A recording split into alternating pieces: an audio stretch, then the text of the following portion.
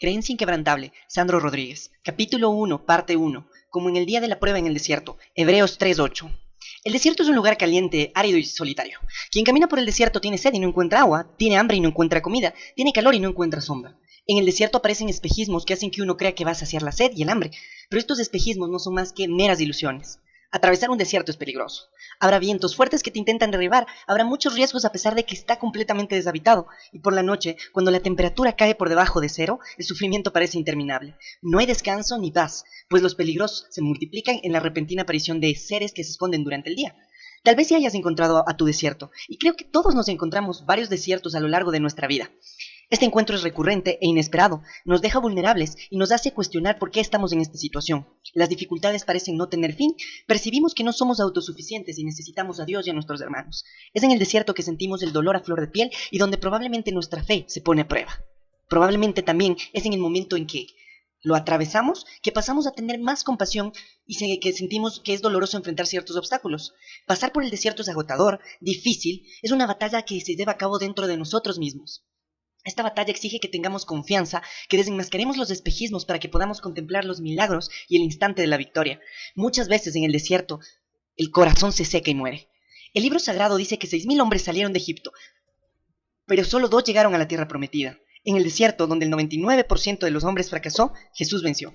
Pero cuando se nos pone a prueba, cuando la fe escapa de nuestras manos y es difícil caminar, no podemos ver ninguna señal de bendición. Era así como yo me sentía aquella noche. Sabía que había soñado con algo nuevo y profundo.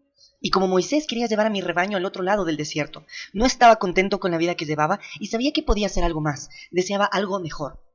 Sabía que no tendría éxito sin pagar un precio, pero estaba dispuesto a atravesar el desierto. Estaba dispuesto a ponerme en riesgo, porque yo no sabía qué había del otro lado. Solo sabría cuando llegara. Y si vacilara o el coraje me abandonara, no cumpliría mi misión. La responsabilidad había golpeado a mi puerta, no podía simplemente dejar el rebaño y abandonar todo. Dios había puesto un deseo en mi corazón para mostrarme que había algo más en la vida, pero yo no podía verlo. No aquella noche. En 2008 inicié la travesía que me reclamaba mi desierto. Completamente vulnerable, no sabía cómo conducir mi rebaño. Había reunido a mis 40 líderes de ventas de Ginodé y les había dicho que comenzaríamos un nuevo modelo de ventas que cambiaría la historia de la empresa. Haríamos que Ginodé estuviera donde merecía estar. Estaba todo listo. Habíamos creado un mecanismo que, bajo mi punto de vista, posibilitaría que nuestro sueño se realizara. Fue entonces que el primer mes tuvimos una caída del 90% de la facturación. Era el año de la crisis internacional y nuestra empresa era sólida, con 20 años de existencia, era próspera, por lo menos hasta ese día. De a poco perdimos todo lo que habíamos conquistado a lo largo de los años. Mi madre vendió su casa, vendimos el terreno, el edificio, todo lo que teníamos. La gente que ganaba 3,000 reales de comisión por ventas ya no ganaba casi nada. En aquel momento, lejos del oasis que ya habíamos habitado, nuestra fuente comenzó a escasear y sentimos que el suelo no era más fértil. Se había hecho difícil seguir caminando. Yo sentía que había destruido todo lo que mis padres habían conquistado con sangre y sudor. Oí decir que había quebrado el negocio de la familia. En mi corazón sentía que había enterrado todo lo que teníamos.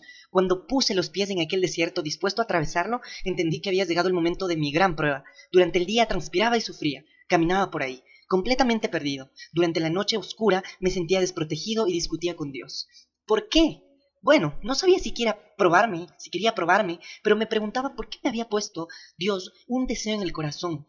¿Por qué me había hecho creer en la vida si yo no podía atravesar este desierto? No sabía cuánto tiempo tendría que caminar, cuántos peligros tendría que enfrentar y quién estaría a mi lado durante el viaje. Antes de eso yo pensaba que estaba listo para volar sin turbulencias y navegar sin tormentas. La vida ya me había probado de diferentes maneras. ¿Sería el miedo de no poder atravesar ese desierto? En la duda mis lágrimas abandonaban el suelo de mi corazón y le imploraba a Dios que me dé fuerzas. La empresa cada vez estaba peor. Fui al banco, le pedí dinero a mi gerente y me lo negó. Nada funcionaba, y con cada puerta que se me cerraba cuestionaba más a Dios. ¿Cómo podía pasar esto?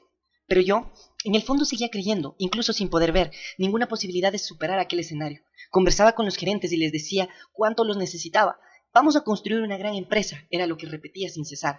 Sin embargo, el desafío propuesto era aún mayor. Cuando pedí que se redujeran los salarios de los gerentes a la mitad para que pudiéramos atravesar este periodo de escasez, de los 7 gerentes, 6 me dijeron que sí. Y yo estuve 18 meses sin cobrar un solo centavo. Pasé noches sin dormir. Cuando llegamos a 2011, reunidos en el apartamento de mi madre, contabilizamos una deuda 6 veces mayor que la facturación y recibimos el siguiente diagnóstico del director de la empresa. La empresa consigue llegar a marzo de 2012 y después iremos a la quiebra. No hay nada que podamos hacer. Cada día que pasaba sentía que las cosas empeoraban. El hambre y la sed. Parecían ganar nuevas proporciones dentro de mí, algo decía que habría una salida, pero aún no podía verla. ¿Y cómo confiar en algo que no podía ver ni tocar?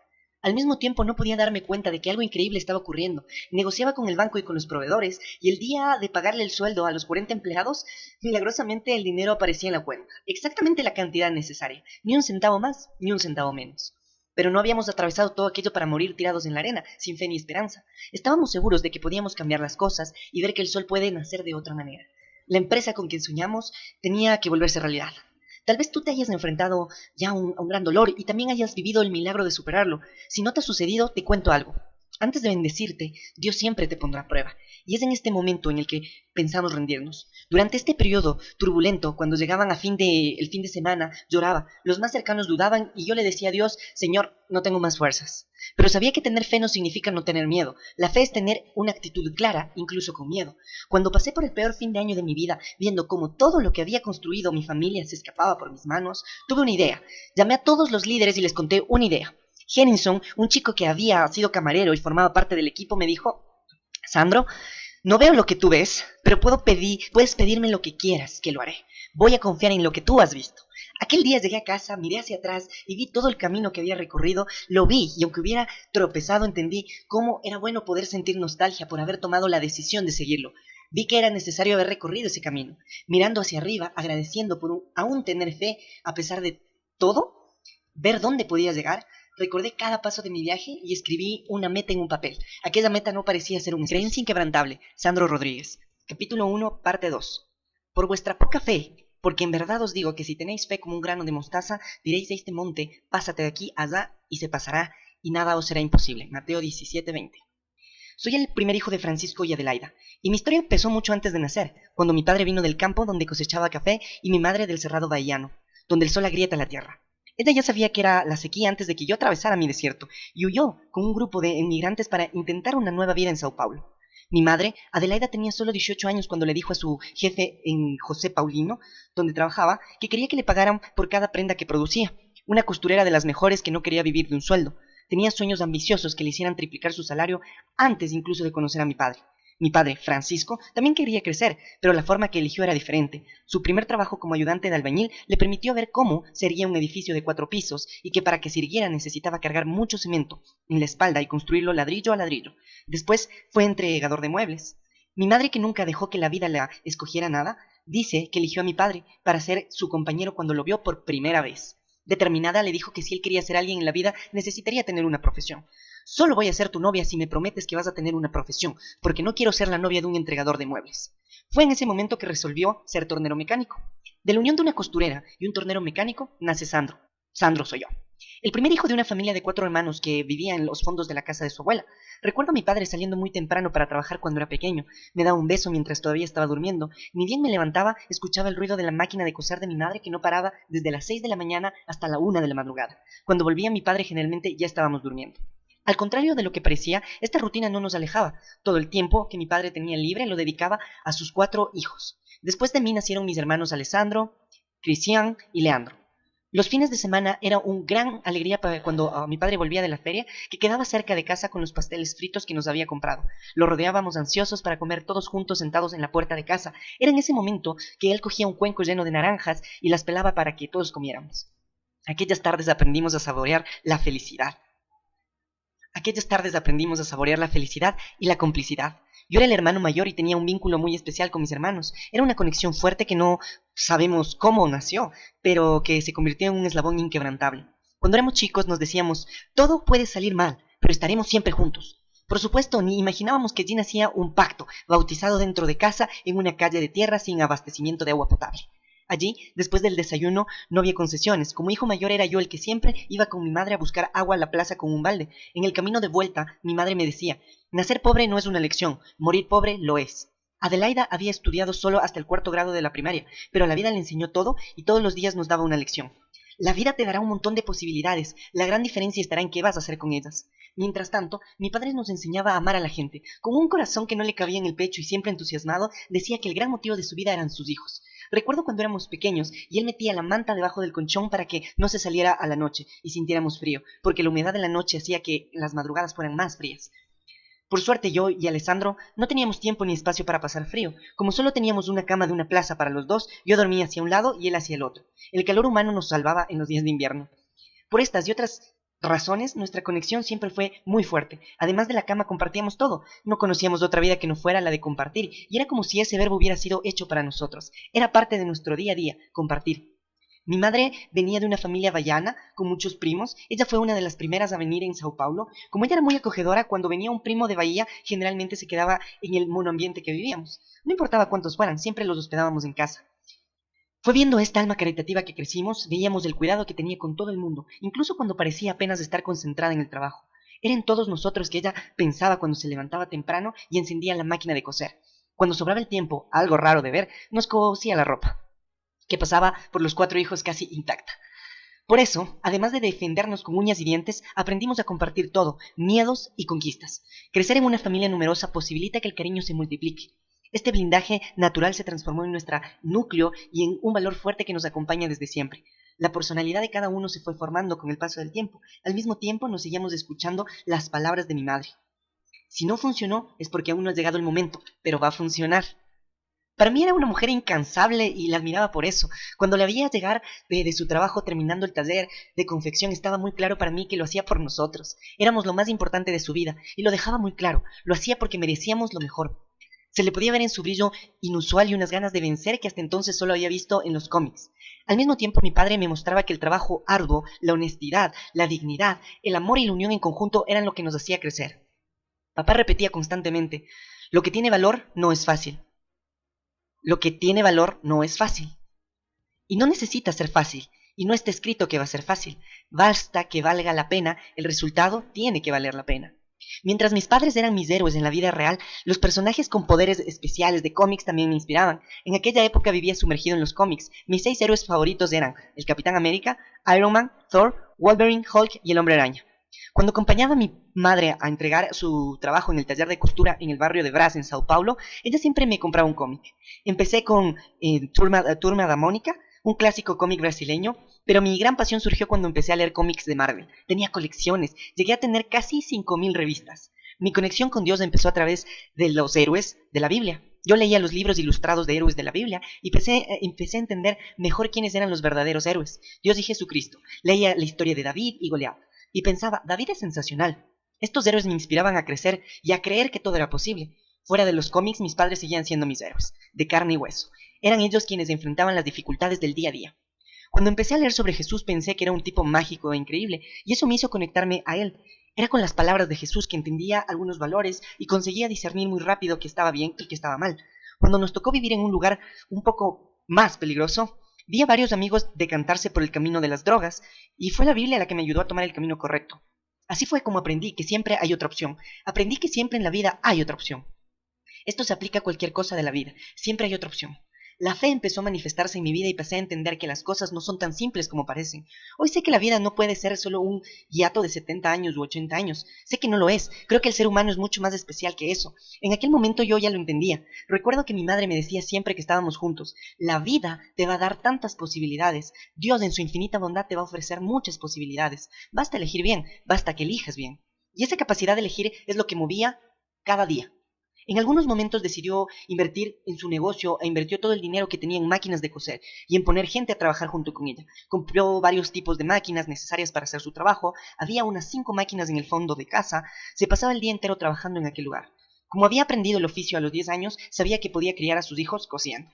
Fiel a lo que pensaba, sabía que soñar alto era también una elección. De esa manera empezó a vender productos y me llevaba a vender con ella. Cuando llegábamos a casa, preparaba su clásico pollo con fideos. Me acuerdo cómo corríamos a la mesa para esperar la comida. Como mamá era justa, dividía la comida exactamente igual entre todos, aunque unos comieran más que otros. Cuando había albóndigas, era 1 o 2 para cada uno. Yo dejaba la mía para el final porque sabía que era la parte más deliciosa de la comida. Alessandro, mi hermano menor, que comía muy poco, devoraba las albóndigas primero y no comía el resto del plato. Un día comió su albóndiga y metió el tenedor en la mía. Cuando se la puso en la boca, sentí el gusto de la desesperación. Era injusto, era justo. Mi parte favorita de la comida. Me eché a llorar. Mamá me sacó la albóndiga. Mi madre nos miró con una expresión seria. Alessandro dijo con las venas hinchadas y mirándolo a los ojos: abre la boca. Alessandro abrió la boca y yo nunca más olvidé de aquella escena. Le metió la mano en la boca y dijo: jamás vas a comer o a tomar algo que no sea tuyo. Esto es de tu hermano.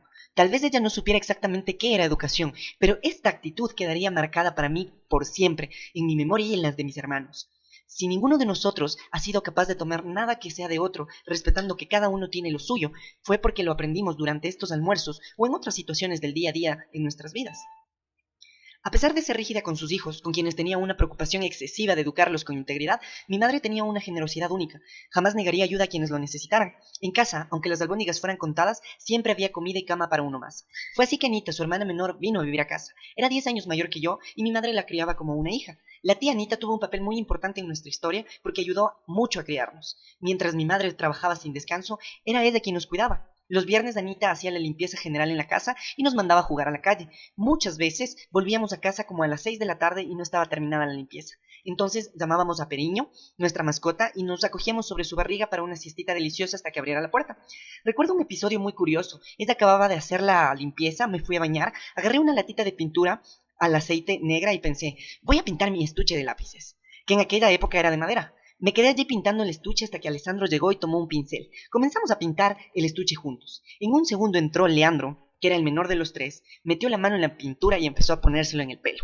Nos pareció gracioso y empezamos a pintarlo, pero pintamos junto con él todo el baño. Ese día, cuando Anita dejó el pastel de zanahoria descansando en el horno y fue a ver de que los niños se reían en el baño, abrió la puerta, se sentó en el suelo y se echó a llorar. Fue aquel día que mi madre, cuando llegó del trabajo, nos reprendió como nunca antes lo había hecho. Después de eso, nunca más pintamos nada. Creencia inquebrantable, Sandro Rodríguez. Capítulo 1, parte 3. Haced todo con amor. 1 Corintios 16:14. Yo ya acompañaba el trabajo a mis padres desde el principio, y las entregas que mi madre hacía empezaron a ser cada vez más frecuentes. Suelo decir que en esa época en que yo los ayudaba, Dios me puso una llave en el corazón. Durante ese periodo, mis padres empezaron a hacer entrenamientos, y era cada vez más común que yo los acompañara en las actividades de venta directa. El día en que terminé el secundario, a los 14 años, mi padre me abrazó y me dijo: felicitaciones, ahora vas a buscar un empleo. Yo soy de la época en que, además de poder trabajar antes, los jóvenes buscaban trabajo y lo encontraban inmediatamente. Todos mis amigos salían a buscar trabajo y lo encontraban. En esta época fui a trabajar en una aseguradora llamada Porto Seguro, como cadete. Éramos 20 chicos y un tipo que nos dirigía. A este tipo, que no me acuerdo su nombre, lo llamábamos cariñosamente Leoncio, porque parecía una morsa, como el personaje del pájaro carpintero. Yo trabajaba en la expedición y dividíamos la ciudad de Sao Paulo en sectores. Mi sector se llamaba Paulista 1415. Era en la avenida Paulista de la calle Consolación hasta el edificio de la Federación de las Industrias del Estado de Sao Paulo. Mi trabajo era pasar por las agencias y recoger las propuestas de seguro para después llevarlas de vuelta. Vivíamos en una casa y en la parte de adentro de la casa dormían las mujeres. En la parte de afuera, donde mi madre había construido una habitación grande, en los fondos dormíamos Alessandro, Leandro, el tío Emerson y yo. En aquella época, mi abuela, doña Aparecida, también vivía en la misma casa, y ella era quien me despertaba todos los días a las 5:30 de la mañana para ir al trabajo. Todavía puedo sentir el olor del desayuno que nos hacía todos los días. Cada mañana, cuando terminaba de arreglarme y estaba listo para ir a trabajar, el desayuno, que era un simple café con leche y un pedazo de pan, ya estaba en la mesa. Creo que por eso hasta los días de hoy es el desayuno la comida que más me toca el corazón. Mi tío era un sujeto temperamental que tenía todo para ser jugador de fútbol profesional. Hermano más joven de mi padre, él era también uno de los acogidos por la familia. Enamorado del deporte, jugaba como nadie. Por eso todo el mundo apostaba en su carrera. Todo el mundo, incluso yo, porque realmente él era muy hábil. Una de las primeras cosas que aprendí en esa época fue que la habilidad y la pasión no eran suficientes para llegar a donde quería. Jugando en los juveniles de Corinthians, fue expulsado del equipo después de una pelea decisiva en la que no supo posicionarse como lo haría un jugador profesional. Cuando alguien habló mal del Palmeiras, su equipo del corazón, se enojó y se peleó, incluso siendo jugador del Corinthians. Ese día tiró su carrera a la basura. Mientras mi tío no podía mantener una postura profesional en el trabajo, yo aprendía con el tiempo a hacer exactamente eso. Trabajando como cadete en Puerto Seguro, era en la aseguradora que de camisa y corbata me sentía importante. Llegaba, marcaba tarjeta y partía a la calle a hacer mi servicio. Cada día, después de que Leoncio distribuía los pases de autobús, yo hacía la mayor parte del recorrido a pie, para ahorrarme el pase, que luego vendía en la escuela. A la noche, para poder comprarme algo para comer. Cuando me tocaba llevar encomiendas al correo, no iba en taxi, iba en autobús para ahorrarme el dinero.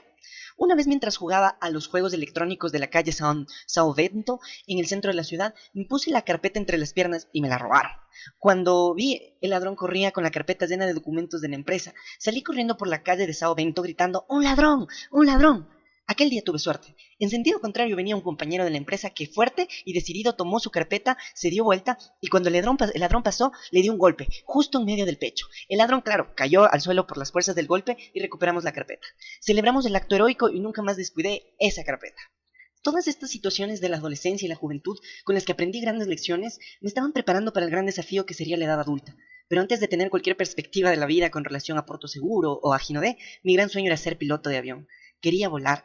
Trabajaba en Puerto Seguro y los sábados iba a la escuela Glicerio a hacer un curso preparatorio para entrar a la Escuela Preparatoria de Cadetes del Aire, EPCAR, que pertenecía a la Aeronáutica.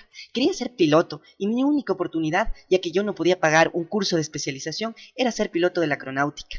Me encantaba estudiar y era muy aplicado en los estudios, así que estudié mucho. Hice el examen del EPCAR al lado de un muchacho que era muy lento. Después de la prueba vi que había hecho 58 puntos. Mi amigo que era más lento había hecho 40 puntos. No quería desanimarlo, pero le dije, Fabio, estás chao, lo siento, vas a tener que estudiar un poco más. El año que viene intentas de nuevo. Pero lo que sucedió fue exactamente lo contrario. Fabio aprobó y yo no. Ese día vi que el sistema no evaluaba por mérito. Fabio era hijo de una persona importante de la aeronáutica, mi sueño de ser piloto se volvió humo, y sentí que si la justicia era algo muy claro dentro de la casa, fuera de ella las cosas no funcionaban así. Sin embargo, en casa la justicia reinaba como siempre. Además del episodio de la albóndiga, otro que me quedó muy marcado como si fuera un tatuaje y que fue responsable de lo que me volvió a lo que soy ahora, me mostró perfectamente los valores que nuestra madre tenía, es el siguiente. En esa época yo tenía una cuenta corriente de salario en el banco. Por tener esta cuenta que por sí sola ya era algo poco común para mí, me dieron una tarjeta de débito negra con un rayo amarillo, que se parecía mucho a la ropa de los superhéroes que me gustaban. La llevaba a todos lados y entraba cada vez que podía a la agencia solo para consultar el salario. Un día en que acababa de salir del trabajo y estaba camino a casa, pasé por el banco. En aquella época mi salario era equivalente a 1.600 reales, pero cuando consulté el saldo los números aparecieron en la pantalla, eran distintos, el saldo era 8.000 reales. Soy rico, pensé. Como yo era un buen empleado me pareció que me habían dado una bonificación. Hice un buen trabajo y me dieron una recompensa. Con una sonrisa de oreja a oreja no tuve dudas, fui al cajero y saqué todo ese dinero. Como era una época de mucha inflación, el volumen del dinero era muy grande y con ese montón de billetes me sentía millonario. Me lo puse en los bolsillos, en las medias y en todas partes. Luego tomé el autobús para ir a casa, pero el autobús pasaba por Santana y aquella era la época del New Wave. Quien sobrevivió a los años 80 sabe muy bien de lo que estoy hablando. La ropa era de color verde, limón, naranja, los niños usaban el pelo parado y en rock nacional y usaban pantalones Ocean Pacific con elástico, zapatillas Raina y gorras llenas de estilo. En vez de ir directamente a casa, me detuve en una tienda de ropa, vi una tabla Murray Buggy y la compré, sin tener ninguna intención de ir a la playa. Cerca de la caja vi una billetera que me compré también. Mis razonamientos eran muy lógicos en aquella época, tenía 15 años, si el dinero estaba en mi cuenta, era mío. Fui a casa con las compras y la tabla debajo del brazo. Ni bien entré a casa, mamá levantó las cejas y me preguntó, ¿qué es eso? Le respondí sin parpadear, es una tabla Murray Buggy. Ella seguía con la misma expresión, ok. Veo que es una tabla Murray Buggy, pero ¿de quién es? Animado le respondí, mía, claro que es mía. Respiró profundamente. ¿Ah, sí? ¿Cómo la compraste? Sin pensar dos veces le respondí que la había comprado con mi dinero. Se me acercó como un zorro, pasos lentos y cuidadosos. Hoy puedo percibir que estaba pensando en las palabras correctas, pero ese día creía que estaba impresionada con la calidad del trabajo que había desempeñado para haber tenido un aumento. No estamos a fin de mes. Abrí una sonrisa y le expliqué, mamá, ¿sabes qué ocurre? Abrí los bolsillos y le mostré los billetes. Sacaba los billetes de las medias de los bolsillos y mamá abría los ojos cada vez más con una expresión de horror. Entré a la agencia para ver mi saldo y había este montón de dinero en mi cuenta, entonces lo saqué. Esperó que contara toda la historia y me hizo sentar en una silla para explicarme.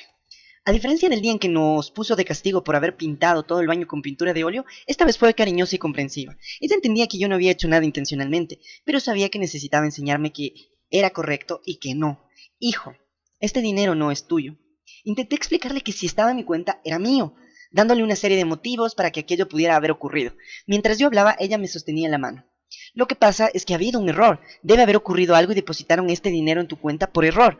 Yo insistía que no. Mamá, pero esta es mi cuenta, ¿cómo que no es mío? Explícamelo. ¿Cuál es la lógica de todo esto? Si está en mi cuenta, es mío. Hijo, se equivocaron. Sé que doña Adelaida siempre consiguió lo que quiso, pero nunca hizo nada que no fuera correcto. Por eso, aquel día, incluso con 4 hijos, una casa para cuidar con 2 cuñados, una abuela y comida contada, no se dejó impresionar con el dinero extra que había surgido repentinamente en cuenta de su hijo. Para ella era obvio que necesitaba devolver ese dinero. Ve al banco, mañana a devolver todo ese dinero. Yo miraba la tabla, los pantalones y la billetera, pensaba en todo lo que podía comprar con ese dinero y me daban ganas de llorar. Aún así hice lo que me pidió. Al día siguiente, con el corazón en pedazos, fui al banco y deposité el dinero de vuelta en mi cuenta. Pero aún depositando de vuelta el dinero, nadie lo reivindicó. Todos los días, cuando entraba a la agencia para consultar mi saldo, veía que era suma en mi cuenta. Después de un mes, llegué a casa y llamé a mi madre para conversar. Mi intención era que ella entendiera que el dinero era mío, aunque no estuviera seguro. Mamá, el dinero está todavía en la cuenta. Sin mirarme me respondió, pero no es tuyo. Yo sabía que esa discusión sería larga, pero mamá, nadie quiere ese dinero, nadie va a notar que lo tomé. Era como si estuviera trabajándome el espíritu. Cada vez que entraba a la agencia y veía aquella suma, sentía un apretón en el pecho y ganas de sacarlo todo y gastarlo todo. Pero después de 3 meses, el banco retiró el dinero. Ciertamente notaron que había habido un error y que aquella plata no era mía. Pagué los pantalones, la billetera y la tabla con el salario de los meses siguientes. Creencia inquebrantable, Sandro Rodríguez. Capítulo 1, parte 4. Dios sabe qué es bueno para ti. Eclesiastes 6:12. 3 años después del día en que empecé a trabajar como cadete, recibí una llamada. Las cosas parecían estar caminando hacia el éxito. Finalmente había sido ascendido. Como a nuestro jefe le gustaba mucho mi trabajo, yo era puntual y hacía siempre que más de lo que era necesario, me ascendieron a auxiliar de oficina. Ese fue mi primer cargo de liderazgo. La única gran diferencia era que yo no iba a salir a la calle para hacer entregas. Iba a trabajar en la oficina y distribuir tareas en los buzones que había en la empresa. No tenía mucha idea de cómo sería mi futuro, pero sabía que ya estaba mejorando de vida. De repente, recibí una llamada de mi padre. «Necesito que renuncies», me dijo. Respiré profundamente y con coraje le dije: «¿Qué historia es esa, papá? Trabajo en Puerto Seguro, la empresa aseguradora más grande de Brasil. ¿Cómo voy a renunciar?» «Tienes que renunciar. Vamos a comenzar nuestro negocio propio». Yo acababa de ser ascendido, pagaba mis cuentas y estaba satisfecho donde estaba. «¿Cuánto me vas a pagar?», le pregunté. «Nada», fue su respuesta. «¿Cómo nada?». «No voy a pagarte nada», repitió. Decidí decirle que no. Al final, no iba a dar mi cargo de liderazgo recién conquistado. «No lo haré, papá». En aquel momento se hizo un silencio. Podía oír su respiración, pero no su voz. Cuando finalmente dijo algo fue categórico. «Sandro, no es un pedido, es una orden». Sonreí sin gracia mientras mi jefe me miraba disimuladamente. «Ya que me lo pides con ese cariño, acepto». Ese mismo día escribí mi carta de renuncia y le avisé al personal que iba a trabajar en el negocio de mi padre. El negocio de mi padre era una empresa en el garage de la casa. A mediados de 1983, mi madre había comenzado a trabajar en Brazilian Way, una empresa de cosméticos donde revendían productos. Mi padre había dejado de hacer horas extra en su trabajo para trabajar con ellas. Mi madre no era exactamente el tipo de persona que jugaba para perder. Doña Adelaide nunca entraba a jugar a un partido para salir derrotada. Con esa fuerza traía gente a nuestro garage y le daba entrenamiento. Como ganaba comisiones incluso sin mucho gusto por las ventas al principio, sentía que podía cambiar de vida a través de aquel negocio y apostó todas sus fichas a él. Entre los dos habían formado un equipo poderoso en Brazilian Way, que llegaba a representar el 70% del negocio. La meta de mi padre era clara: si gano 3 veces más de lo que gano como tornero mecánico, renuncio y trabajo contigo. El nombre de su equipo era Sol Naciente. Después de 4 años de mucho trabajo, el dueño de la empresa los sorprendió. Les dijo que iba a crear ganado y cerrar la empresa. En ese periodo mi padre tuvo que enfrentarse a su desierto y se quedó un año pensando cómo resolver esta situación. Hasta que Dios envió un ángel a la vida de mi padre. No sé si crees en esto, pero creo que a veces ciertas personas llegan a nuestra vida para traer buenas nuevas. Este ángel vino bajo la forma de una amiga que le dijo: «Adelaide, abre tu propia empresa». Mi madre, que creía que solo sabía vender productos y construir equipos de ventas en el garage de casa, dijo que no entendía de empresas. ¿Y tú crees que yo sé cómo abrir una empresa? Yo sé capacitar vendedores, no sé armar equipos. En ese momento su pasión habló más alto y doña Adelaide decidió armar su propia empresa. Fue cuando decidió vender las máquinas que usaba para coser y que eran fundamentales para nuestro sustento, que mamá quemó sus barcos. Vendió las máquinas para comprar un escarabajo color tomate para entregar los productos. Apostó todas sus fichas al plan A, ya que no tenía plan B. Como le gustaba mucho la disciplina, la fuerza y el foco de los japoneses, doña Adelaide preguntó un día: «¿Cómo se dice sol naciente en japonés?». La respuesta fue Hinode.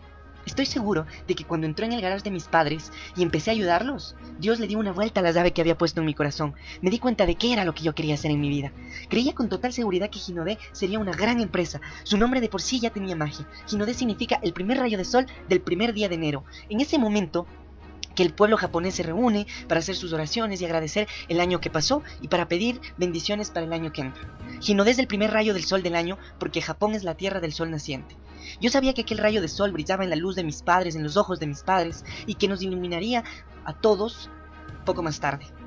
Cuando empecé a ayudarlos, hacía absolutamente todo. Envasaba productos por la mañana, separaba pedidos por la tarde y hacía entregas por la noche. Vivía cargando bolsas de productos en la espalda para hacer entregas, y durante las entregas aprendí a conducir. Ahí entendí que el puerto seguro, traducción de puerto seguro, era dentro de mi casa, donde sin ninguna seguridad de que aquello podría funcionar, todo el mundo trabajaba con ganas de hacer que funcionara de verdad. Solo que en el primer año nuestra existencia como empresa no fue exactamente una maravilla. Agarrábamos 20 litros de shampoo y 10 litros de perfume, los poníamos en una especie de biberón y los precipitábamos con una pinza. Había días que iba a mi habitación sin poder cerrar la mano de tantas ampollas que me habían salido por el esfuerzo. Armar y administrar una empresa no era tarea fácil. En aquella época teníamos una inflación galopante y había días en que mi padre no encontraba envases y botellas para llenar uno de los productos. Incluso en los días difíciles siempre decía: hijo, Dios siempre está al mando, Dios está siempre a mi lado. Un día, una especie de milagro de aquellos que ni siquiera sabíamos bien cómo ocurrían se manifestó en nuestras vidas. Mi padre conducía por Sao Paulo pensando en qué hacer para conseguir los envases que le faltaban. De repente apareció un camión lleno de productos delante de sus ojos y una caja se cayó prácticamente sola. Vio la caja llena de productos y notó que era exactamente lo que necesitábamos. Frascos vacíos, iguales a los que estaban en falta. Pero mientras mi madre era una mujer con atributos inestimables de honestidad, mi padre fortalecía su espíritu a través de la paciencia y la resignación. Miró la caja con los envases que se habían caído del camión, la recogió y siguió al conductor para devolvérsela. Como la caja tenía la dirección de la empresa, fue fácil encontrarla. Entró y contó por qué estaba allí. Necesito envases, dijo, cuando entró al responsable de la empresa. ¿Cuántos?, le preguntó el tipo. Unos 500. Al dependiente una carcajada se le escapó de la boca y le dijo: ¿estás loco? Desafortunadamente es imposible. Para poner este molde en la máquina necesito que lleves 20.000 unidades. Mi padre respondió que no podía pagar por todo aquello y salió de la empresa con un semblante triste. Por algún motivo, aquel hombre había sido tocado. Mi padre dice que su ángel debe haber conversado con alguien. Quien conoce la historia sabe que este hombre luego sería el primer gerente de la historia de Ginodé. Don Francisco, espere.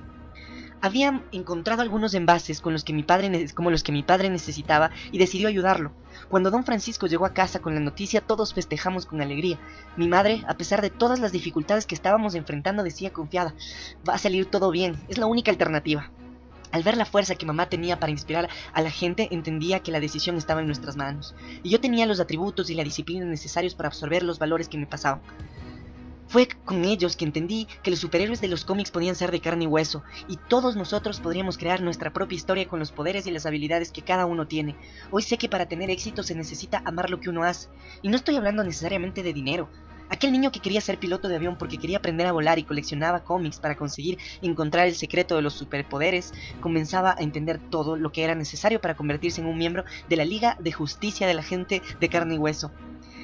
Sabía que podía volar, incluso sin pilotear un avión.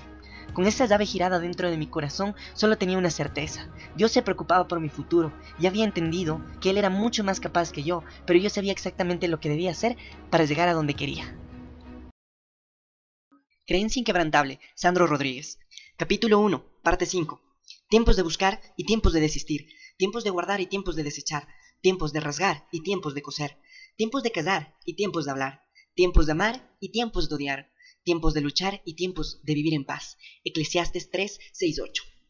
Si hoy sé cuán importante es cuidar a los demás, es gracias a mis padres y a los mentores que escogí y encontré a lo largo de mi vida. Si hoy sé pensar con el corazón, es porque crecí junto a mis padres, dos seres humanos que no desistieron ante las dificultades, que encontraron a lo largo de sus vidas y que nos transmitían valores día tras día, sobre todo cuando no estábamos en las mejores condiciones económicas. Si hoy creé un vínculo emocional con la empresa y con toda la familia Ginodé, es porque con el tiempo creamos una compañía donde existe una relación de confianza mutua y donde las personas depositan su esperanza. Todo lo que construimos fue a través de actitudes sólidas, muchas veces contrariando el sentido común, y desde el principio siempre tuvimos el compromiso sincero de creer en la gente, y esto permanece intacto. Fue en la escuela MPG Profesor Marcos Melega, en Lausanne Paulista, zona norte de Sao Paulo, que encontré algunos de los mentores que me inspirarían durante toda mi vida. En aquella época, la relación alumno-profesor era de mucho respeto. Los alumnos valoraban el papel del profesor y lo respetaban como a sus padres. A pesar de estudiar en la escuela municipal, que hoy en día es vista con malos ojos, tenía profesores que me elevarían por encima del promedio. Entre ellos, doña Ana Sueli, profesora de ciencias. Era una mujer extremadamente exigente, que nos hacía creer en nuestra capacidad de ir adelante. Dedicada, nos veía como iguales y hacía que creyéramos en nuestros sueños. Para doña Ana Sueli no había diferencia entre razas, credos, colores y posiciones sociales. Nos veía a todos como seres humanos, exactamente iguales. Incluso a mí, que venía de una familia humilde, no me veía como pobre. Esto fortalecía nuestra autoestima sin que pudiéramos percibirlo. Era a través de sus ojos que creíamos que podíamos contribuir con nosotros mismos, con nuestras familias y con el mundo, incluso en nuestro esfuerzo diario.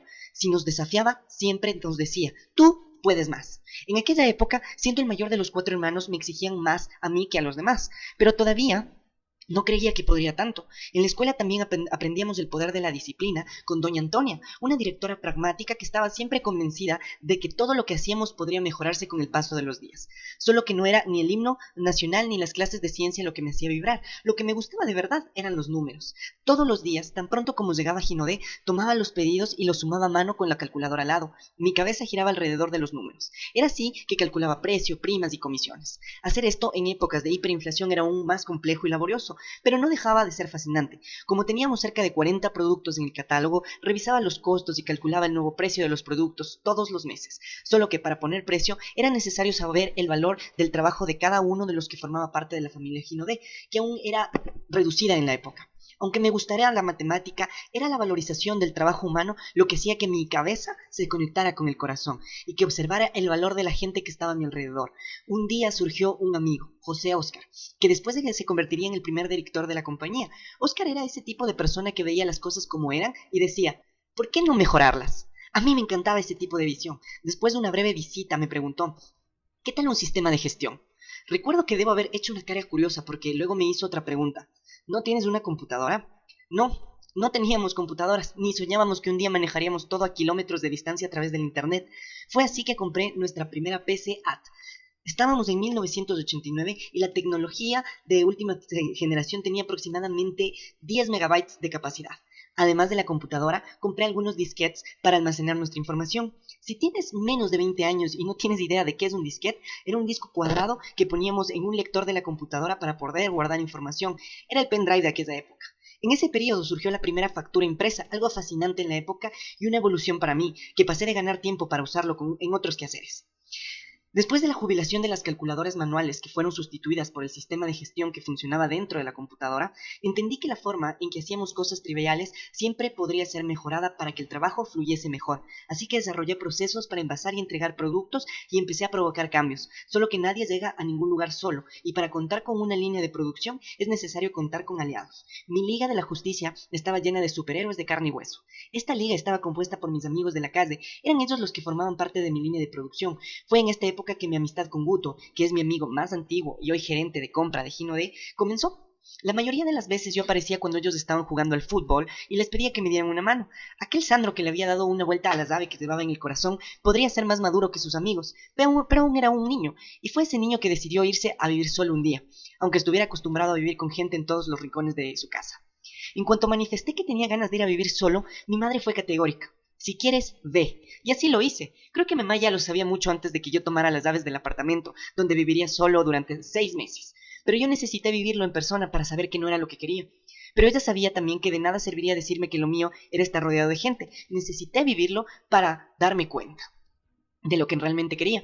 Sin embargo, otro hecho aislado ocurrido en el trabajo acabaría cambiando el rumbo de los acontecimientos, además de probar que coincidencias eran milagros, milagros en los que Dios prefería no aparecer.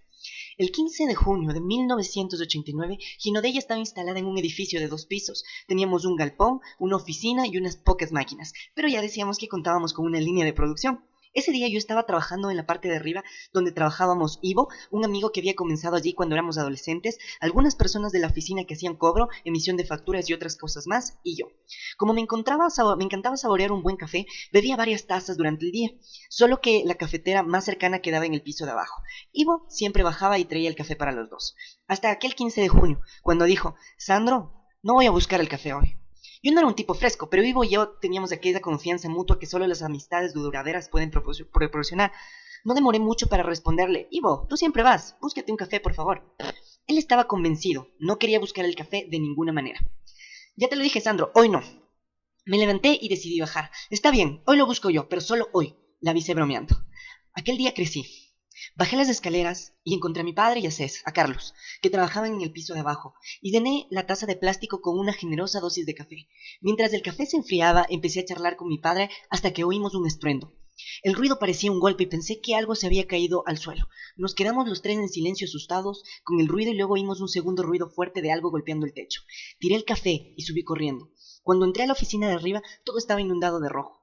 Era la sangre de Ivo que había manchado las paredes, el suelo y principalmente su cuerpo, caído en el suelo. Ivo estaba con la ropa totalmente manchada. Era como si su cabeza hubiera explotado, pero continuaba intacta. La escena de toda esa sangre era como si estuviéramos en una pesadilla real. Ivo había sido baleado y el tiro había sido disparado por una persona que me buscaba. Probablemente era un asalto, pero no parecía que el asaltante tenía la intención de lastimar a nadie, porque estaba asustado cuando el arma se disparó, sin querer, y el tiro alcanzó la boca de Ivo.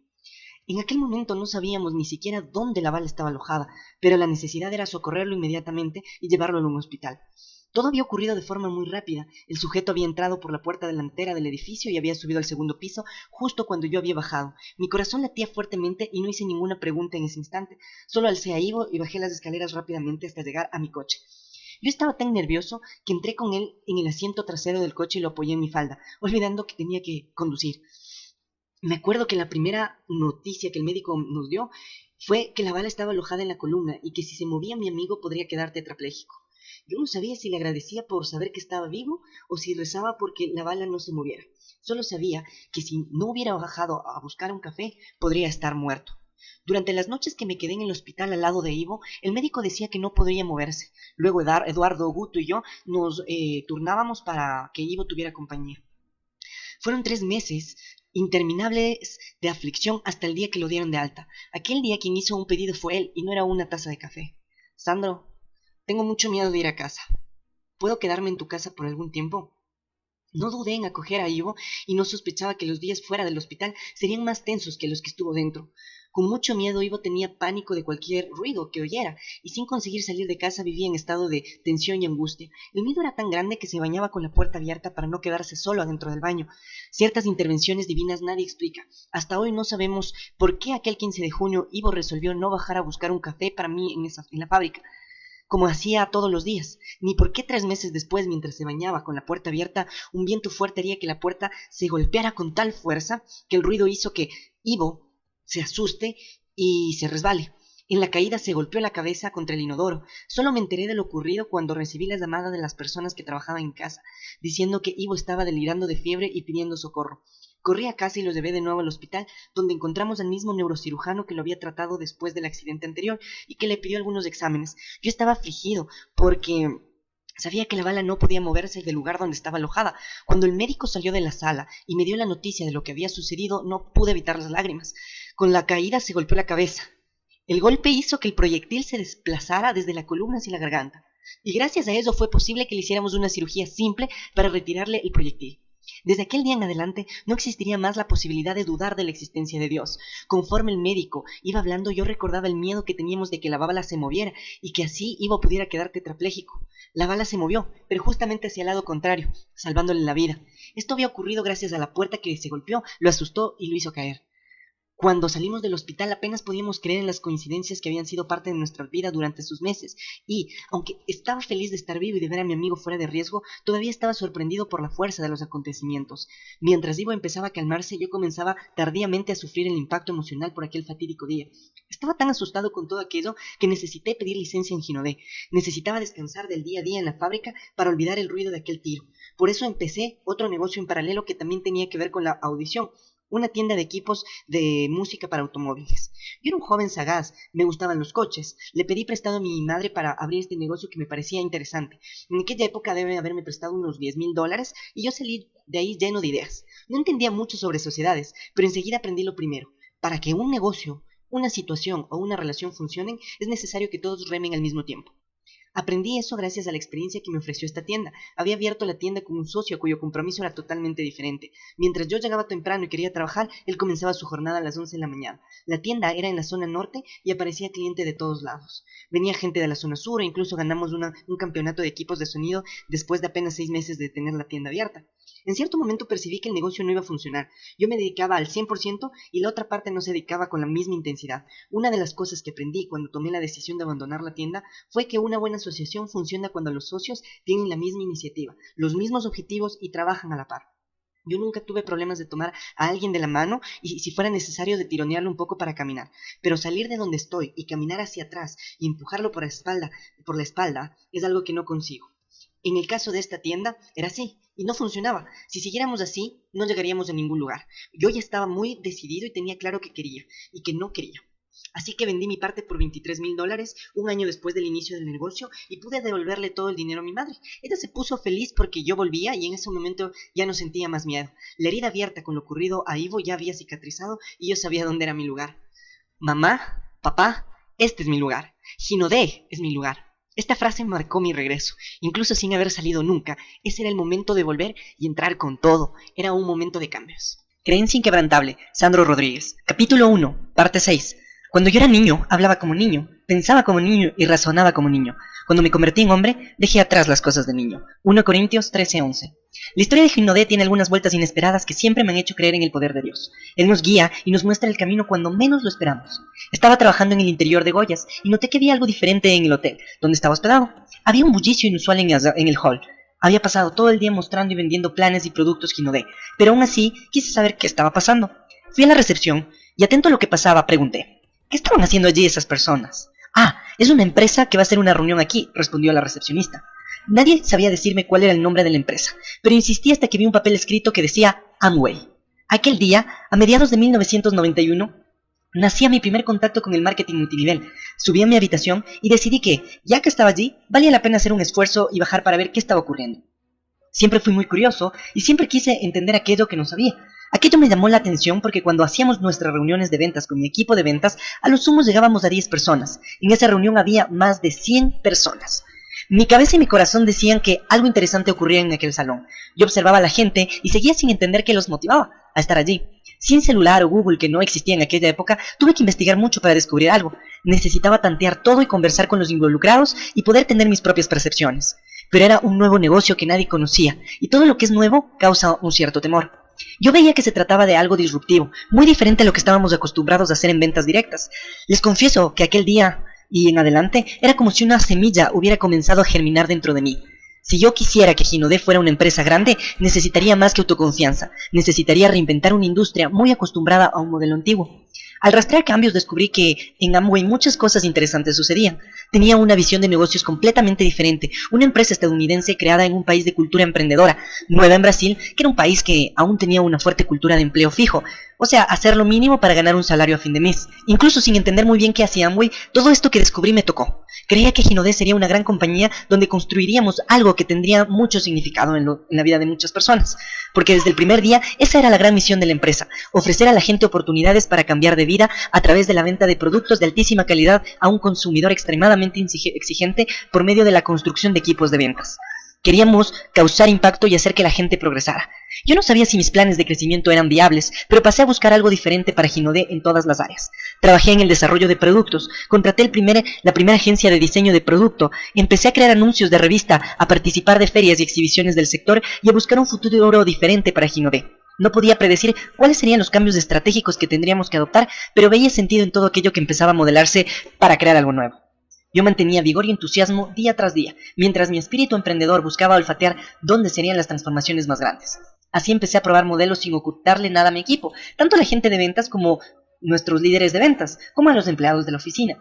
Sabía que no podía esconderles nada, por eso siempre compartía todo con ellos, y de esa forma la confianza se fortalecería cada vez más y el vínculo que se establecía se volvía aún más genuino. Mientras aprendía a ejercer mi liderazgo, generaba una complicidad muy fuerte con todos. Defendíamos la misma idea, sabíamos las mismas cosas y yo compartía nuestra estrategia, algo que se convirtió en la piedra angular del negocio. Uno de nuestros secretos para el éxito acabó siendo exactamente ese, contar con un grupo unido y sólido que convertía a Hinode en una verdadera familia. Uno de los primeros intentos fue generar una operación piloto mononivel.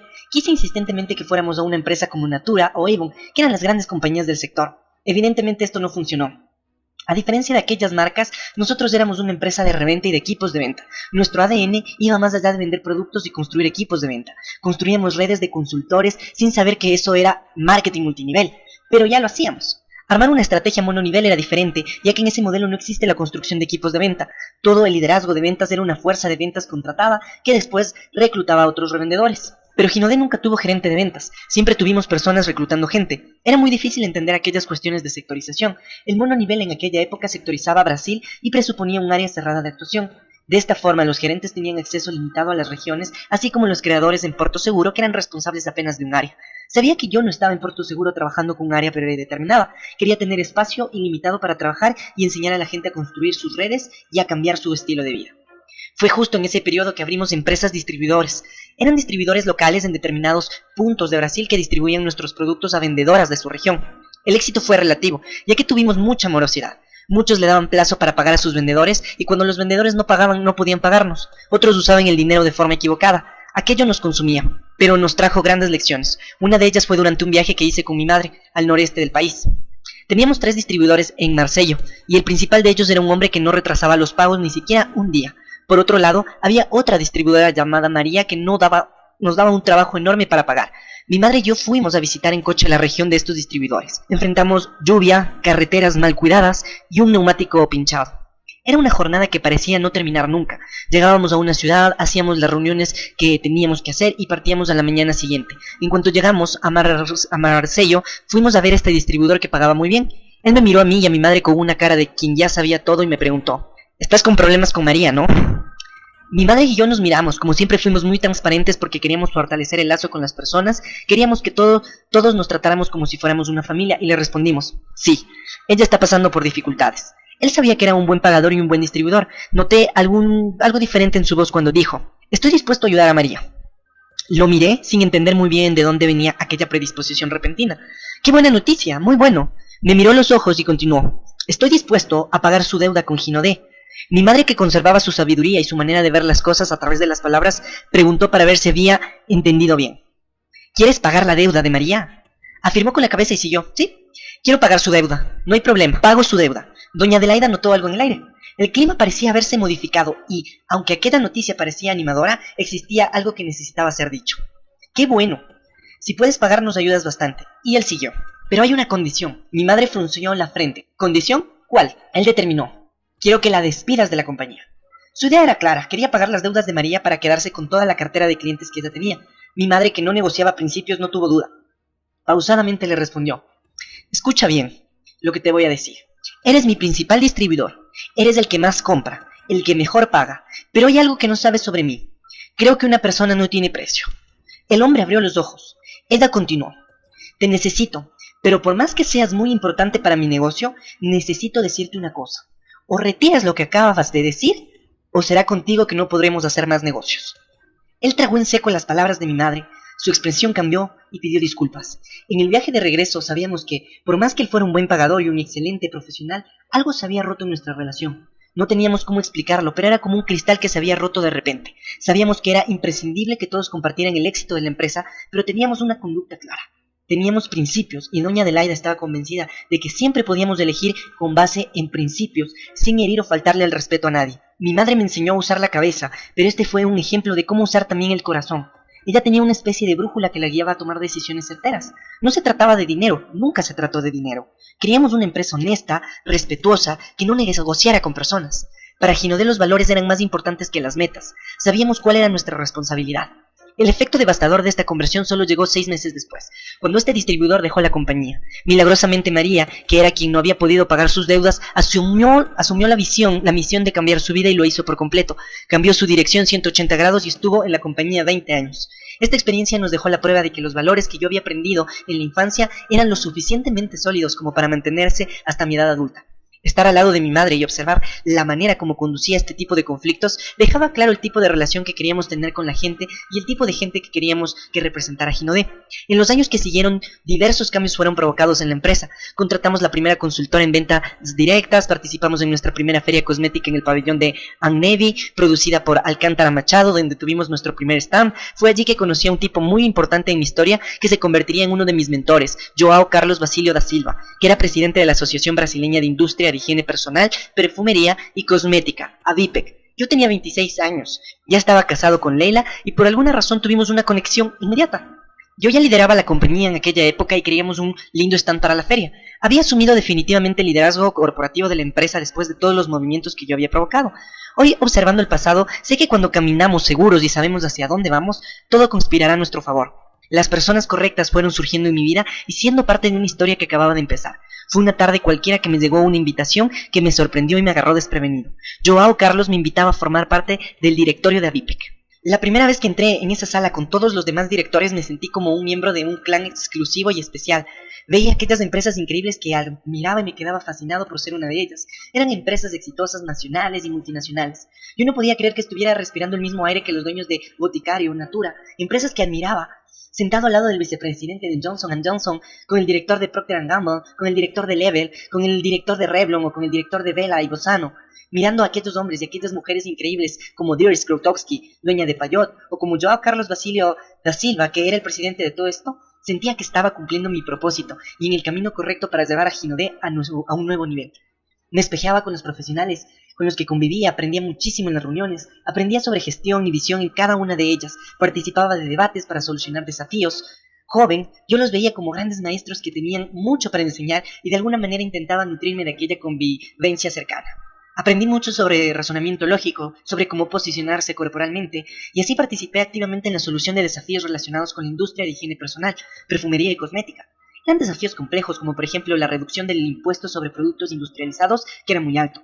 Teníamos un perfume con carga tributaria del 77% e hicimos un trabajo muy fuerte entre todos los directores para reducirla. Fue en ese empeño dedicado de cada uno de los miembros del consejo que redujimos este impuesto a aproximadamente un 20%. Me sentí orgulloso de estar formando parte de todo esto. Juntos pasamos por momentos de grandes transformaciones en el sector, como cuando se crearon agencias como la de vigilancia sanitaria. En esta época todos los productos de nuestra industria necesitaban registro. Entonces, antes de lanzar un producto teníamos que hacer todos los trámites para tal. Sin registro no podíamos comercializar el producto. El problema es que en algunos casos los trámites podían demorar un año. Así, la VIPEC trabajó muy fuerte en la desburocratización del sector. Día tras día fuimos creando las reglas del juego y dividimos los productos en grados 1 y 2. De esta manera solo necesitábamos notificar a Anvisa. Yo miraba esta fase como transformación entre el Sandro niño y el Sandro adulto para un soñador, al lado de personas que caminaban con seguridad en la construcción de algo innovador y amplio. Aquel momento fue un divisor de aguas de mi carrera, ya que hasta entonces yo era parte de una empresa seria, pero venía de un modelo corporativo familiar que no tenía el mismo tipo de bases. Yo era hijo de una costurera y de un tornero mecánico que habían comenzado un negocio sin visión corporativa o visión de gestión teóricas, aunque intuitivamente tuvieron más visión que cualquier otro empresario del segmento. Todo lo que sabíamos había sido asimilado en la práctica de forma empírica. Aprendimos todo en la práctica y yo quería transformar todo en algo mucho más grande. Estar al frente del legado de mis padres me traía una emoción diaria inexplicable y me hacía entender la importancia de aquel cargo de liderazgo.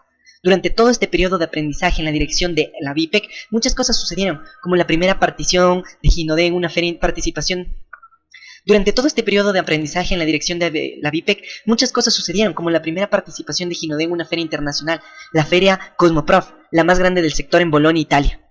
Antes de partir a Italia viajamos a una feria comercial en Portugal. Éramos un grupo de brasileños que se reunió en casi un sótano de Lisboa en el edificio de Telecom Portugal, pero no tenía nada que ver con el asunto. El espacio donde teníamos a disposición para armar los stands era en el subsuelo de Telecom Portugal y tenía alrededor de 200 metros cuadrados. Allí nos reunimos 10 empresas brasileñas y nos pasamos horas mirándonos unas a otras preguntándonos si alguna alma viva entraría en aquel lugar. Pero al final entraron dos, Víctor y Lourdes López. Víctor caminó y se detuvo justamente en el stand de Ginodé. Conquistamos así nuestro primer cliente internacional. Con él armamos la Ginodé portuguesa que prosperó durante muchos años, los años que duró su casamiento con Lourdes. Durante ese periodo de crecimiento profesional y personal me empeñaba en mejorar la compañía y estudiar sobre marketing multinivel. Era una verdadera obsesión. Empecé a leer sobre Amway, que no había tenido tanto éxito en la primera oportunidad en Brasil, y así vislumbré el momento en que nos convertiríamos en una empresa de marketing multinivel.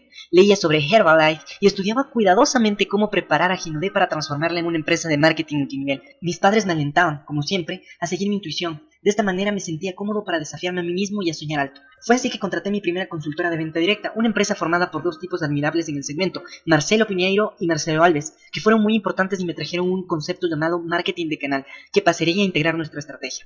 Su discurso era el siguiente: existe el marketing de producto, que es el marketing de ventas, y por otro lado, como se trabaja con personas, existe el marketing que se hace para el canal de personas. ¿Cómo promueves esta red de ventas? ¿Cuáles son las promociones? Una promoción para una red de reventa es una cosa, una promoción para el consumidor final es otra. En la primera reunión nos trajeron este concepto.